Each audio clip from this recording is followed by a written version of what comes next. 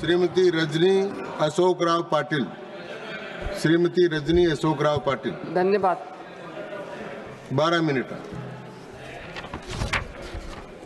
Sir, the budget 2025 presented by the Finance Minister is a clear example of the government's misplaced priorities. This budget has neglected the most pressing issues facing our nation, such as unemployment, farmers' distress, and the rising cost of living.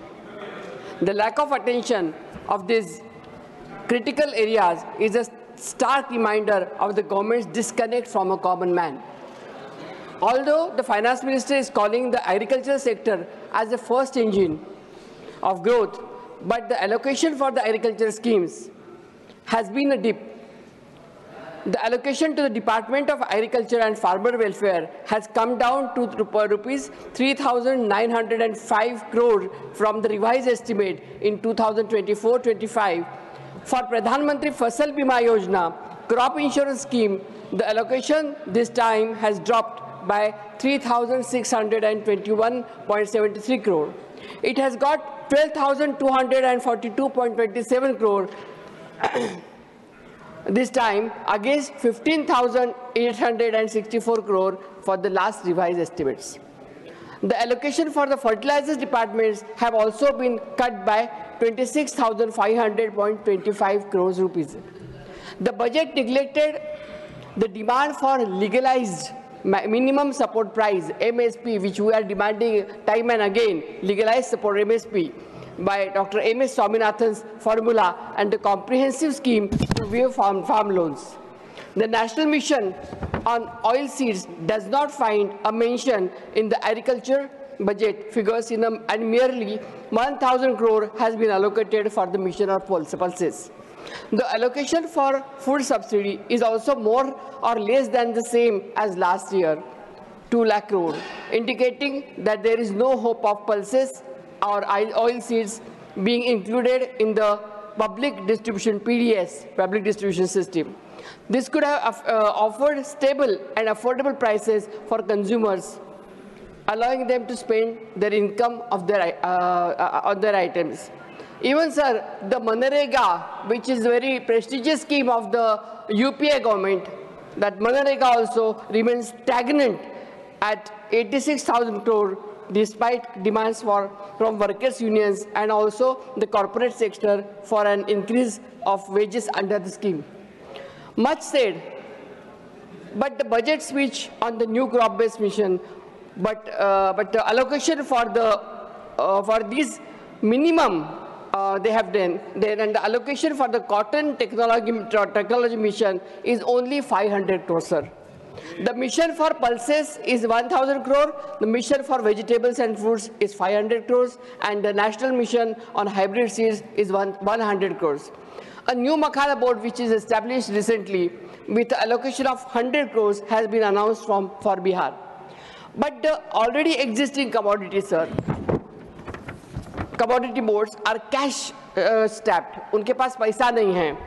For example, between 24 and 25, 25 and 26, allocation for the coffee board, especially for Karnataka and Kerala people, I would like to say, coffee board has remained unchanged. Rubber board allocation has risen by just 40 crores and allocation for the spice board has risen just 24 crores. Allocation for the coconut development board has been cut from 39 crores in 2023 and 24 to 35 crores in 2025 and 26. While the budget speech mentioned agriculture several times, but hardly matched financial allocation. सिर्फ उनको बोलते हैं लेकिन प्रत्यक्ष करते कुछ नहीं है. उनके खाने के दांत अलग है, दिखाने के दांत अलग है. The schemes and the programs are starved of resources, and the real issue for that confront the farmers and the sector remains sidelined. Further, the economic survey admits that the real wages have not risen for 80% of workers in the last 5 years. So this is what the PLFS says. So rather a contradictory conclusion, the September 2024 report of the periodic labor force survey revealed that 23-24, the youth unemployment rate for those aged 15 to 29 years has increased by 10.2%, and unemployment rate among graduates was 13%. This is a shame because youngsters, all young folks in our country, they are without the work and they are without the job.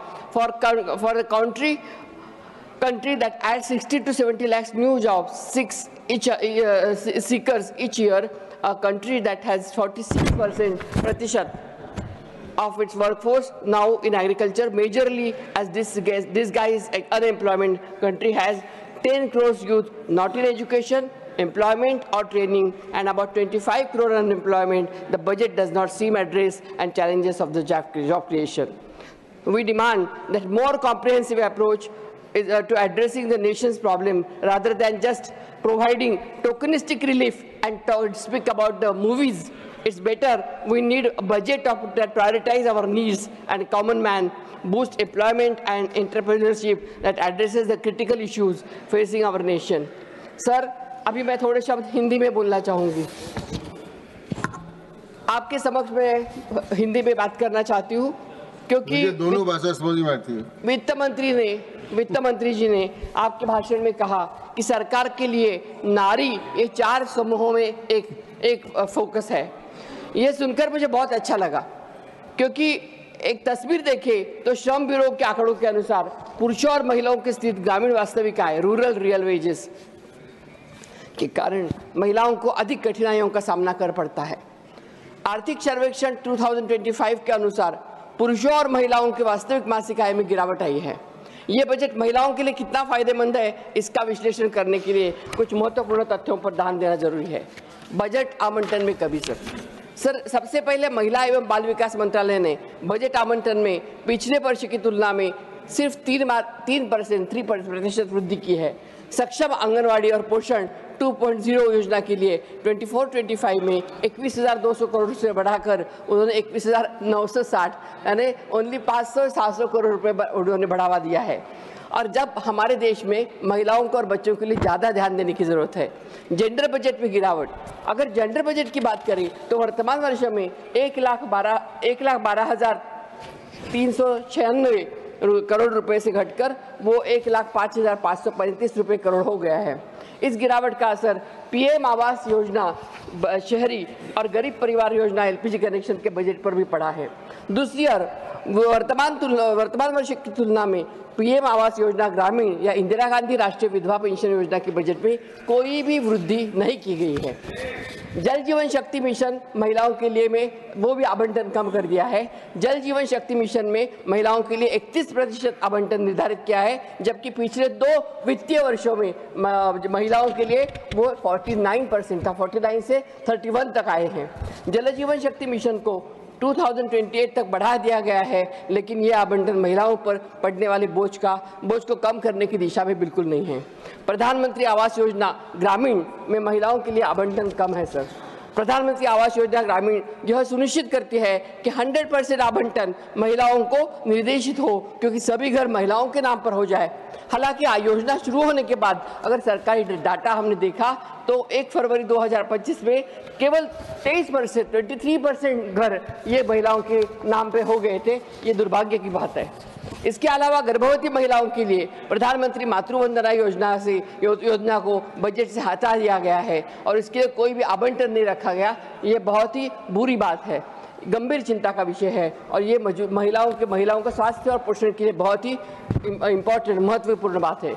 कुल मिलाकर budget में महिलाओं के लिए बहुत कम लाभ है। Sir, एक बात ये कहना चाहती हूँ कि 4-5 दिन पहले जब हम बात कर रहे थे, मैं और सागरिका घोष जी, कि हमें बोलना किस विषय पे है, हमारी जो साथी है यहाँ पे हमारी मित्र, तो उन्होंने मुझे पूछा कि आप कहाँ किसके विषय पे ऊपर बोलेंगे, तो मैंने बोला मैंने बजट के ऊपर तो कभी बोला नहीं है, इस बार तैयारी करके बोलूँगी। तो हमारे दूसरे एक साथी है, उन्होंने आकर वहाँ बोला, अरे क्या बोलना है उसमें, महिलाओं को अगर बजट पे बोलना है तो किचन के लिए बोलो। तो हम दोनों स्तंभित हो गए कि अगर एक हमारा साथी सांसद हमारे जैसे महिला सांसदों को इस तरह से बातें करता है कि सिर्फ आप किचन के ऊपर बोलो, तो इसका क्या मतलब होता है सर? कुर्सी में यहाँ महिलाएं भी बैठती है। हमारी वित्त मंत्री निर्मला सीतारमण 8वां लगातार बजट उन्होंने पेश किया है महिला होते हुए भी। हमारी नेता सोनिया जी है, उनकी नेता ममता बनर्जी है, इस देश में प्रधानमंत्री इंदिरा जी हुई है, और तो भी आप बोलते हैं कि महिला है तो किचन के लिए बोल, तो हमें कितना प्रूव करना होगा और कितनी बार हमें प्रूव करना होगा? राम ने भी। माननीय सदस्य, इस समय तो हम महामहिम द्रौपदी मुर्मू और निर्मला सीतारमण जी पर ही चर्चा कर रहे हैं। मैं तो निर्मला जी की सराहना कर रही हूँ सर, निर्मला जी के लिए बोल रही हूँ, निर्मला ताई के लिए। सर मैं सिर्फ मानसिकता दर्शाती हूँ, ये मानसिकता दर्शाती है पुरुषों की कि महिलाओं के लिए अभी भी अगर हम यहाँ पे भी आ गए तो भी हमें नीचे देखने की जो उनकी मानसिकता है वो कम होनी चाहिए। ऐसे सब कोई भी इसमें दाया बाया नहीं है, सब सेम मानसिकता है। महिलाओं के लिए जब हम निर्णय लेने का जब तक अधिकार नहीं दिया जाता सर, महिलाओं को जब तक अधिकार लेने का निर्णय नहीं दिया जाता तब तक वो पूर्णता स्वयंपूर्ण हुई, ऐसे हम नहीं मानते। जब अमेंडमेंट करके 73rd एंड 74th अमेंडमेंट किया था 92 में, तो हमारे नेता राजीव गांधी जी के विजन से ये यहाँ के देश में, हमारे भारतवर्ष में पंचायत राज के माध्यम से 33% आरक्षण लागू हो गया था। और मुझे अभिमान लगता है कि उस पंचायत राज के बिल के माध्यम से मैं एक जिला परिषद से लेके यहाँ संसद तक आ सकी। इसका अगर श्रेय जाता है तो ये बिल की जाता है, जो महिलाओं को हमें अधिकार दिए गए हैं उनको जाता है, हमारे नेताओं को जाता है, चाहे सोनिया जी हो चाहे राजीव जी हो, इन्होंने ये हमें पहली बार दिया। इस सरकार ने भी बिल लाया है, इस सरकार ने भी लाया है बिल, मैं वही बताने वाली, इस सरकार ने भी लाया है बिल, महिला आरक्षण नहीं लेकिन नारी शक्ति वंदन अधिनियम, ये बिल उन्होंने लाया। ये तो बिरबल की खिचड़ी पकाने वाली बात है सर। ये कब बिल आएगा? बिल आ गया, पास भी होगा, बिल आ गया और पास भी हो गया, लेकिन सेंसस कब होगा, फिर डिलिमिटेशन कब होगा, उसके बाद में बिल कब पारित होगा, और फिर हमारी महिलाओं को 33% कब मिलेगा? ये सब जरतर यानी क्वेश्चनेबल, बहुत बड़ा क्वेश्चन है। और इसलिए नारी शक्ति वंदन अगर करना है तो तुरंत सेंसस करें, और जैसे हमारे नेता राहुल जी ने बोला है, जातिवार जिसकी जितनी भागीदारी उसकी उतनी ही हिस्सेदारी, जातिवार जनगणना करे और हमारे महिलाओं को और हमारे बाकी सभी जातियों को उनका अधिकार दे दे, जिससे समाज के हर क्षेत्र में अच्छी तरह से बांटी जाएगी पावर। मैं अनुरोध करूंगी निर्मला ताई से कि इस बजट में ज़्यादा से ज़्यादा महिलाओं को प्रावधान देने की कोशिश करें। धन्यवाद। जय हिंद। धन्यवाद।